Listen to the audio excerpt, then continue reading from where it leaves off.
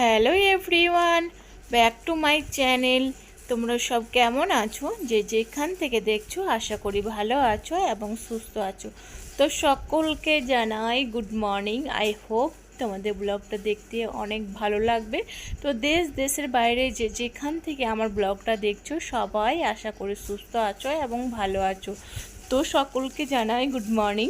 তো চলো ব্লগটা শুরু করা যাক বেশি না বকে।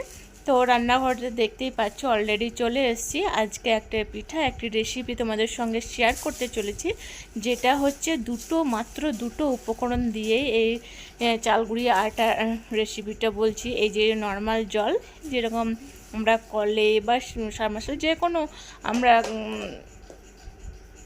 নর্মাল জলগুলো আমরা ভরে থাকি বা খেয়ে থাকি, তো সেই নর্মাল জল আর স্বাদ মতন লবণ আর এই যে চালগুড়ি আটাটা, যে মাত্র দুটো উপকরণ দিয়ে এত সুন্দর পিঠা বানাবে, মানে যারা নতুন গৃহিণীরা তারাও কিন্তু ঝটজলদি এই নাস্তাটা বা এটি বাচ্চাদের টিফিন বলতে পারো বা বড়দের নাস্তা বলতে পারো, এই ঝটজলদি টিফিন নাস্তার বানানো হয়ে যাবে মাত্র দুটো উপকরণ দিয়ে।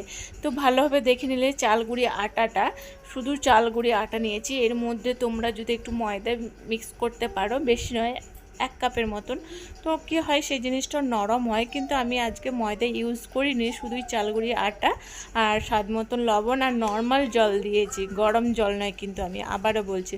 তো ভালোভাবে নর্মাল জল দিয়ে ভালো করে বাটারটা তৈরি করে নিলাম, মানে ভালো করে নেড়ে।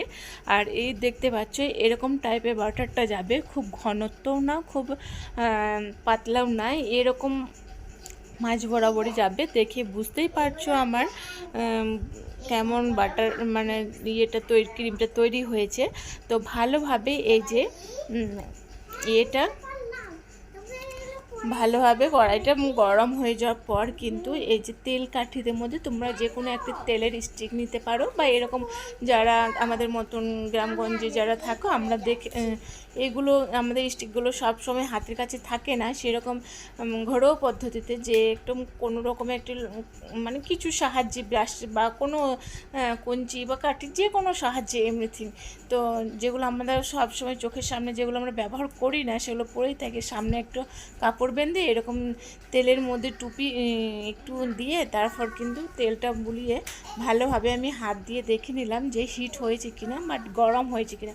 ভালোভাবে কিন্তু এটা গরম হতে হবে।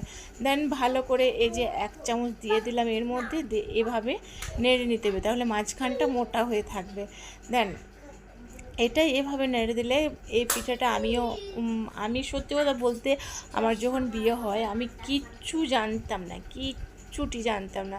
বলে না চাপে পড়লে বাপকে ডাকে, সেটাই, মানে এটা ভেবো না যে আমার বাড়িতে খুবই চাপ, না, আমার বাড়িতে এখনও অবধি কোনো কাজ নেই।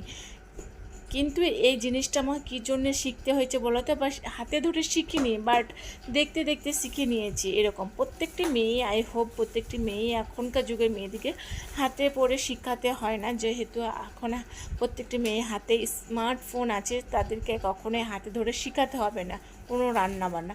তবু এই যে এটা বিশেষ করে আমার শেখা সব থেকে মেন উদ্দেশ্য বলতে পারো, বা প্রধান যেটা পয়েন্ট বলতে পারো, সেটা হচ্ছে আমার মেয়ের জন্য সকালে ঘুম থেকে উঠে মনে হয় আজকে না টিফিন দিয়ে দিয়েছি, কালকে কী টিফিন দেবো, যেহেতু স্কুলে কোনো বাইরে খাবার অ্যালাউ নেই, সেই জন্য বাড়ির তৈরি কোনো খাবার দিতে হবে, যে কোনো একদিন ফ্রাইডে ফেভারিট খাবার দিতে হবে। সেই জন্য মাথার কাছে আজকে টিফিন দিলে কালকে টেনশন হয় কালকে কী টিফিন বানাবো। তো সবসময় লুচি, আর এই যে গরমে যাচ্ছে লুচি পরোটা সবসময় না তেলে অতিরিক্ত অয়েলি খাবার না দেওয়াটাই বেটার।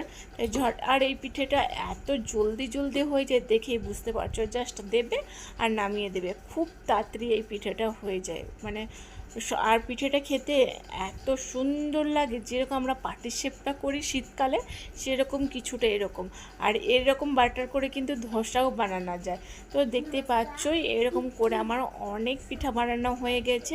তো ভাবছি মামাম তো টিউশনে গেছে, তো এরকম পিঠে তো মামাম তো খুব ভালোবাসে, কারণ আমার শাশুড়ি মা আর আমার মেয়ে পিঠে খেতে একটু বেশি ভালোবাসে, মানে যে কোনো পিঠা খুব ভালোবাসে খেতে।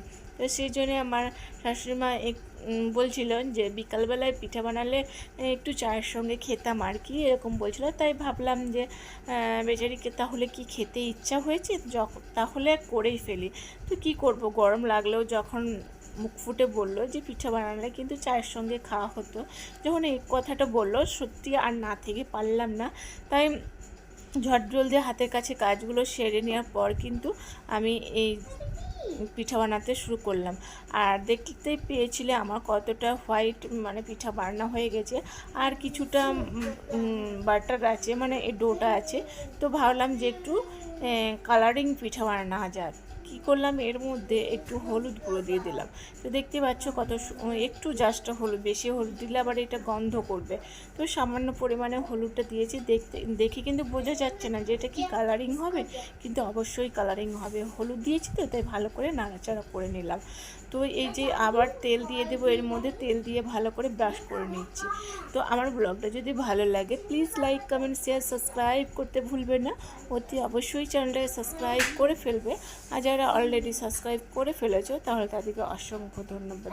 তো এই যে ভালোভাবে এই যে পিঠাটা দিয়ে দিলাম, আর আমি ভয়েস রেকর্ডটা কিন্তু আমি পরে দিচ্ছি। কেউ দিদিভাই বা কেউ কমেন্ট করবে তো তোমার মেয়ে তো টিউশনে গিয়েছে, তো এখন কে কথা বলছে সাইড থেকে, তো আমি ভয়েসটা তো পরে দিচ্ছি। তো এখন যেহেতু আমার মেয়ে আমার কাছে আছে, মানে খেলাধুলা করছে, যখন এই ব্লগটা বানাচ্ছিলাম কিন্তু তখন টিউশন গিয়েছিলো, তখনকার কথা বলছি। তো এই যে পাটিসাপটা যেগুলো আমরা করে থাকি সেরকম করে কিন্তু এটা তুলে নিলাম। আর এই পিঠা আমার মামা টিউশন থেকে আসার পর তো ভীষণ এনজয় করে খেয়েছে। তোমাকে কি এই পিঠা খেতে ভালো লাগে বেটা? অনেক ভালো লাগে। আচ্ছা, ওকে ইয়েলো পিঠাটা বেশি ভালো লাগে। তো মাত্র দুটো উপকরণ দিয়ে দেখতেই পেয়েছো আমার কত সুন্দর চটজলদি এক প্লেট আমার পিঠা বানানো হয়ে গেছে। খুব সিম্পল, খুব ঝটপট নাস্তা টিফিন বলতে পারো। তো আজকে ব্লগটা কেমন লাগলো অবশ্যই কমেন্ট করে জানিও। আজকে মতন টাটা, অবশ্যই অন্য কোনো ব্লগে দেখা হচ্ছে।